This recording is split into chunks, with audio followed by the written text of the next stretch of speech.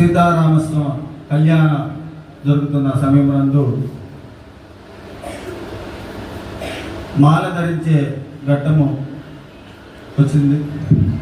రాముడు వారు సీతమ్మ వారి మెడలో మాలను ధరింప చేయగానే ఆ కళ్యాణ వేదికంతా కూడా జయ ధ్వనులతో శ్రీ రామచంద్ర ప్రభువుని జగదేక చక్రవర్తిగా కీర్తిస్తూ జయ ధ్వనులు చేస్తూ ఉండగా రామచంద్ర ప్రభు ఒక్కసారి ఉప్పొంగి ఓహో నేను సీతమ్మ వారు ఆ స్వామివారి మెడలో మాల వేసే ఘట్టం సరకు సీతమ్మ వారు మాల వేయడానికి ఆమె పొట్టిగా ఉన్నారు. ఆ మాల వేయలేక అవస్థపడుతూ ఉన్నప్పుడు ఆ కళ్యాణ వేదిక అంతా కూడా ఆనందంతో జయధ్వనులు చేస్తూ ఉండగా ఒక లక్ష్మణస్వామి మటుకు ఇదేమిటి నా తల్లి సీతమ్మని